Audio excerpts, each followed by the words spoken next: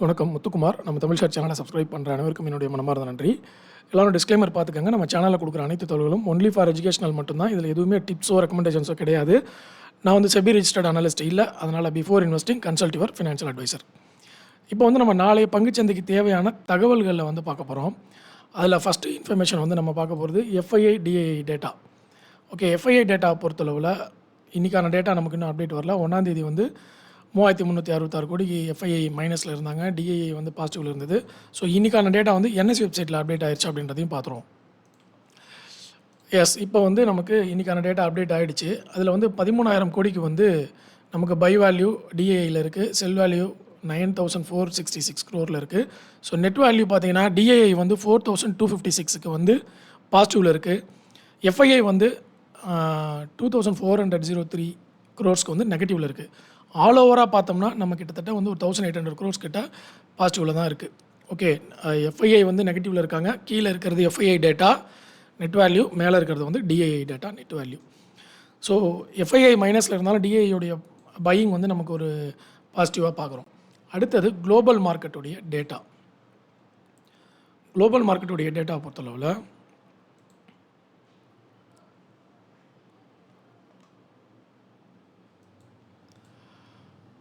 US market எல்லாமே வந்து பாசிட்டிவில் தான் இருக்குது. நாஸ்டாக் வந்து 1% மேலே நமக்கு ஏற்றத்தில் இருக்குது. யூரோப்பியன் மார்க்கெட் எல்லாமே பாசிட்டிவ். டாக்ஸ் வந்து 1.29% மேலே ஏற்றத்தில் இருக்குது. கிஃப்ட் நிஃப்டி வந்து 19 பாயிண்ட்ஸ் வந்து பாசிட்டிவில் இருக்குது. 24,803 லெவலில் கிஃப்ட் நிஃப்டி இருக்குது. ஓகே, ஸோ எதுவுமே வந்து நெகட்டிவில் இப்போ வரைக்கும் நமக்கு தெரியல. அப்போது எக்ஸ்பெக்டேஷன் வந்து நமக்கு பாசிட்டிவ் டைரக்ஷனில் மூவ் ஆகிடுது. ஓகே, சரி, இப்போ வந்து வேறு என்னென்ன டேட்டா இன்றைக்கி கிடச்சிருக்கு அப்படின்றத பார்த்துருவோம். இப்போ முதல்ல நம்ம பார்க்க போகிற இன்ஃபர்மேஷன் என்னென்னா, ஆர்டர் எடுத்த நிறுவனங்களில் ஸ்டீல் ஸ்ட்ரைப்ஸ் வீல்ஸ் வந்து 300 crore ப்ராஜெக்ட் வந்து எடுத்திருக்காங்க. ஸோ ஆர்டர் எடுத்த நிறுவனங்களை வந்து செப்பரேட்டாக நீங்கள் ஒரு எக்ஸல் ஷீட்டில் வந்து நோட் பண்ணிக்கிட்டே வாங்க. ஓகே, இல்லைனா கம்பெனி நேமாவது போட்டுக்கோங்க. ஆர்டர்ஸ் வந்து அக்யூமுலேட் பண்ண கம்பெனியோடைய நேம் ஒரு எக்ஸல் ஷீட்டில் போட்டுட்டு வந்தீங்கன்னா ஃப்யூச்சரில் ஒரு 1 month கழித்து திரும்பி பார்க்கும்பொழுது எந்த கம்பெனி என்னென்ன ஆர்டர் எடுத்திருக்காங்கன்றது நமக்கு வந்து கிளாரிட்டி கிடைக்கும். இல்லைனா நம்ம வந்து கன்ஃபியூஸ் ஆயிரும். நம்மளே அந்த ஸ்டாக்கை வாங்க வேண்டிய சுச்சுவேஷன் வரலாம். ஆர்டர் இருக்கான்னு நமக்கு தெரியாது. அதே மாதிரி அடுத்த கம்பெனி பார்த்திங்கன்னா, 2வது கம்பெனி ஆர்டர் எடுத்ததில் வந்து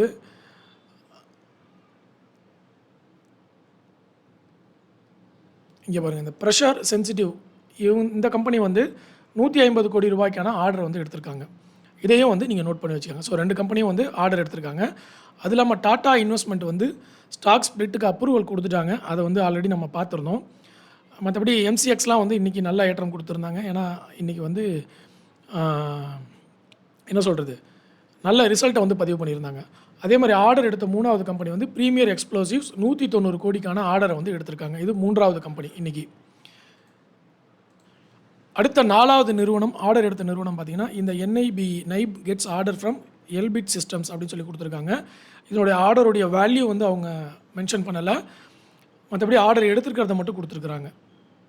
இந்த தகவலையும் நம்ம நோட் பண்ணி வச்சுக்கணும். அடுத்தது 5வது கம்பெனி இன்றைக்கி எல்என்டி ரினியூவபிள்ஸ். அதுவும் வந்து 2,500 கோடி வரைக்கும் அப்ராக்சிமேட்டாக ஆர்டர் எடுத்துருக்கிறதா இன்ஃபர்மேஷன் கொடுத்துருக்காங்க. இதையும் நம்ம நோட் பண்ணி வச்சுக்கணும். இது அந்த ஆர்டர் எடுத்த கம்பெனியெல்லாம் நீங்கள் நோட் பண்ணி வச்சுக்கோங்க. ஓகேவா? அதாவது நமக்கு ஒரு 3 மாதம் கழித்து திரும்பி பார்த்தோம்னா எந்த கம்பெனி என்ன ஆர்டர் எடுத்தாங்கன்னு தெரியாது. ஸோ அதுக்காக இது ஒரு டேட்டா மாதிரி நம்ம வச்சுருந்தோம்னா நமக்கு வந்து ஒரு நல்ல விஷயம். அடுத்த ஆர்டர் பார்த்திங்கன்னா, 6வது கம்பெனி லாய்ட்ஸ் இன்ஜினியரிங் வந்து 19.6 கோடி ரூபாய்க்கான ஆர்டரை வந்து ரயில்வே விகாஸ் கார்பரேஷன்லேருந்து வந்து எடுத்துருக்கிறதா அனௌன்ஸ்மெண்ட் கொடுத்துருக்காங்க. இந்த மாதிரி ஆர்டர் எடுக்கிற டேட்டாலாம் உள்ளே வருது அப்படின்னா மார்க்கெட்டுக்கு பாசிட்டிவ் நியூஸை புல் பண்ணுறாங்க அப்படின்றத வந்து நம்ம புரிஞ்சிக்க முடியும். ஸோ அப்போ நிஃப்டிக்கு என்ன மாதிரி நடக்கலாம்ன்றதையும் இங்கேருந்தே நீங்கள் அண்டர்ஸ்டாண்ட் பண்ணிக்க முடியும். ஓகேவா? ஸோ இப்போ இதெல்லாம் பாசிட்டிவ் நியூஸ் வருதுன்னா அப்போ டேரக்ஷன் வந்து நமக்கு கொஞ்சம் பாசிட்டிவாக காமிக்கிறாங்க அப்படின்றத வந்து நம்மளால் அண்டர்ஸ்டாண்ட் பண்ணிக்க முடியும். அடுத்தது இன்றைக்கி 7வது கம்பெனி ஆர்டர் எடுத்துறது பார்த்திங்கன்னா, Axiscades tech gets order worth 225 crore அப்படின்றத வந்து கொடுத்துருக்காங்க. இதெல்லாம் வந்து நம்ம இன்றைக்கி அப்போ எவ்வளோ நியூஸ் வந்து நமக்கு பாசிட்டிவாகவே வந்திருக்கு பாருங்கள். இதுவும் வந்து இந்தியன் ஆர்மியோடைய ஆர்டர் தான் வந்து அவங்க கொடுத்துருக்குறாங்க. ப்ரீமியர் எக்ஸ்ப்ளோசிவ்ஸ் ஒன்று ஆர்டர் எடுத்திருந்தாங்க இல்லையா, அதே மாதிரி டிஃபென்ஸ் ஆர்டர், அதே மாதிரி இதுவும் ஆர்டர் டிஃபென்ஸ் ஆர்டர். அடுத்தது ஐபிஓ நியூஸ் நம்ம வீடியோட லாஸ்ட்டில் பார்க்கலாம். இருந்தாலும் இந்த ஜேஎஸ்டபிள்யூ சிமெண்ட்டோட ஐபிஓ ப்ரைஸ் பார்த்திங்கன்னா 139 ரூபாலேருந்து 147 ரூபாக்குள்ளே வந்து ஃபிக்ஸ் பண்ணியிருக்காங்க. 147 தான் நமக்கு கிடைக்கும்.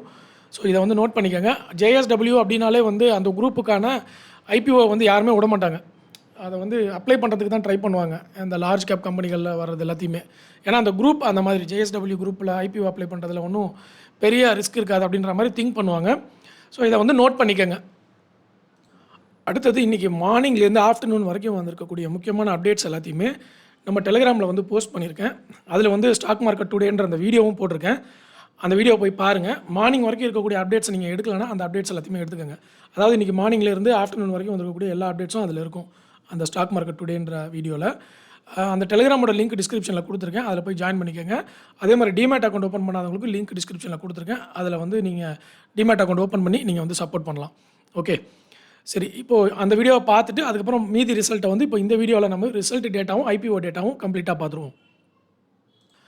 இப்போது நான் வந்து இன்றைக்கி இது வரைக்கும் வந்து காலையிலேருந்து இப்போ வரைக்கும் 53 கம்பெனிகள் வந்து இன்றைக்கி ரிசல்ட் கொடுத்துருக்காங்க. இது வரைக்கும் இன்னும் ரிசல்ட் இருக்குது. ஸோ அந்த 53 கம்பெனிகளில் எதெல்லாம் வந்து நல்ல மார்க்கெட் கேபிட்டல் இருக்கக்கூடிய நிறுவனங்கள், நிஃப்டி 500ல் இருக்கக்கூடிய நிறுவனங்களை மட்டும் நம்ம பார்ப்போம். 53 கம்பெனிகளையும் பார்த்தோம்னா அது ஒரு 1 hour ஆகும். ஓகே, அதனால் குளோபல் ஸ்பிரிட் வந்து நமக்கு கொடுத்துருக்குறாங்க. நெட் ப்ராஃபிட் வந்து 13% இன்க்ரீஸ் ஆகிருக்கு. Earning per share 13%. அதுக்கப்புறம் பார்த்தீங்கன்னா இது மார்க்கெட் கேபிட்டல் 192 கோடி, மார்க்கெட் கேபிட்டல் 72 கோடி. இதெல்லாம் வந்து ரொம்ப டாடா இன்வெஸ்ட்மெண்ட் கார்பரேஷன் ரிசல்ட் வந்து நெட் ப்ராஃபிட் இன்க்ரீஸ் ஆகிருக்கு, சேல்ஸ் இன்க்ரீஸ் ஆகிருக்கு, ஏர்னிங் பர் ஷேர் இன்க்ரீஸ் ஆகிருக்கு. PE ரேஷியோ 107 அப்படின்ற புள்ளிகளில் டாடா இன்வெஸ்ட்மெண்ட் இருக்குது. ஓகே, அதுக்கப்புறம் பார்த்தீங்கன்னா சோனா BLW 27,000 கோடி market capital, approximate value, net ப்ராஃபிட்லாம் டவுன் ஆகிருக்கு, சேல்ஸும் வந்து டவுன் ஆகிருக்கு. ஸோ அடுத்தது பார்த்தீங்கன்னா நம்ம மார்க்கெட் கேபிட்டல் அதிகமாக இருக்கிறது தான் பார்க்குறோம். டூர் ஃபினான்ஸ் கார்பரேஷன் இதுவும் வந்து நல்ல ஒரு ரிசல்ட். நெட் ப்ராஃபிட் 20% ஏறி இருக்குது, சேல்ஸ் 3% ஏறி இருக்குது. அதுக்கப்புறம் வந்து பார்த்திங்கன்னா நல்ல மார்க்கெட் கேபிட்டல் அதிகமாக இருக்கிற கம்பெனியை மட்டும் பார்க்கலாம். ஏத்தர் எனர்ஜி பார்த்திங்கன்னா அவங்க கொடுத்துருக்குறாங்க. இயர் ஆன் இயர் சேல்ஸ் வந்து 79% இன்க்ரீஸ் ஆகிருக்கு, நெட் ப்ராஃபிட் வந்து 3% இருக்குது, ஏர்னிங் பர் ஷேர் வந்து 92% வரைக்கும் ஏற்றம் கொடுத்துருக்கு. ஆப்டெக் இது பாருங்கள், நெட் ப்ராஃபிட் 27% ஏற்றம் கொடுத்துருக்கு, சேல்ஸ் வந்து 15% வரைக்கும் ஏற்றம் கொடுத்துருக்கு. எல்லாமே வந்து நேற்று நான் லாஸ்ட் வீடியோவில் சொன்ன மாதிரி இயர் ஆன் இயர் தான் இப்போ நம்ம பார்த்துட்ருக்குறோம். நீங்கள் QOQவும் வந்து கம்பேர் பண்ணிக்கணும். ஓகேவா? எஸ்கார்ட்ஸ் பொறுத்தளவில் நெட் ப்ராஃபிட் 18% இன்க்ரீஸ் ஆகிருக்கு, ஏர்னிங் பர் ஷேர் 357% வரைக்கும் இன்க்ரீஸ் பண்ணியிருக்காங்க. ஸோ இது வந்து போன வருஷத்துலேயும் இது அதிகம், போன குவார்ட்டர்லேயும் இது அதிகம். சுந்தரம் ஃபைனான்ஸ் அதே மாதிரி சேல்ஸ் 20% இன்க்ரீஸ் பண்ணியிருக்காங்க, நெட் ப்ராஃபிட் வந்து 9% வரைக்கும் இன்க்ரீஸ் பண்ணியிருக்காங்க. அடுத்தது வாஸ்கான் இன்ஜினியர்ஸ், இதுவும் பார்த்தீங்கன்னா சேல்ஸ் வந்து 13% இன்க்ரீஸ் பண்ணியிருக்காங்க, நெட் ப்ராஃபிட் வந்து 145% வரைக்கும் இன்க்ரீஸ் பண்ணியிருக்காங்க. அடுத்தது ஆதித்யா பிர்லா கேபிட்டல், இது பார்த்தீங்கன்னா நெட் ப்ராஃபிட் வந்து 13%, சேல்ஸ் வந்து 10% இன்க்ரீஸ் ஆகிருக்கு. இன்றைக்கி மார்க்கெட்டில் வந்து இந்த ஸ்டாக் நல்ல ஏற்றம் கொடுத்துருந்தாங்க. ஏன்னா இந்த ரிசல்ட்டே வந்து பாசிட்டிவாக அமைஞ்சதுனால ஸ்டாக்ஸும் வந்து இன்றைக்கி பெரிய அளவில் ஏற்றம் கொடுத்துருந்தாங்க. TTK ஹெல்த் கேர் நேற்றுக்கு நம்ம பார்த்துட்டோம். இது நெட் ப்ராஃபிட் வந்து 20% வரைக்கும் டிக்ரீஸ் ஆகிருக்கு. அதுக்கப்புறம் வந்து ஸ்டீல் எக்ஸ்சேஞ்சு நெட் ப்ராஃபிட் வந்து 297% வரைக்கும் இன்க்ரீஸ் ஆகிருக்கு, சேல்ஸ் இன்க்ரீஸ் ஆகிருக்கு, ஏர்னிங் பர் ஷேர் 300% வரைக்கும் இன்க்ரீஸ் ஆகிருக்கு. அதுக்கப்புறம் பெங்களூர் ஃபோர்ட், இது மார்க்கெட் கேபிட்டலே 14 கோடி தான். மேரிகோ கொடுத்துருக்காங்க பாருங்கள். மேரிகோ வந்து சேல்ஸ் 23% இன்க்ரீஸ் ஆகிருக்கு, நெட் ப்ராஃபிட் வந்து 9% இன்க்ரீஸ் ஆகிருக்கு. ராம்கோ இண்டஸ்ட்ரீஸ் வந்து நெட் ப்ராஃபிட் 67% இன்க்ரீஸ் ஆகிருக்கு, சேல்ஸ் 3% டவுன் ஆகிருக்கு. Shree cement 131% net profit increase ஆகிருக்கு, சேல்ஸ் 3% இன்க்ரீஸ் ஆகிருக்கு. நல்ல ஒரு ரிசல்ட்டை வந்து ஸ்ரீ சிமெண்ட் பதிவு பண்ணியிருக்காங்க. யூனிகேம் லேபார்ட்டரிஸ் வந்து நெட் ப்ராஃபிட் பயங்கரமாக டவுன் ஆகிருக்கு, மைனஸில் போயிருக்கு. ஸோ ரொம்ப கேர்ஃபுல்லாக இருக்க வேண்டியதாக இருக்குது.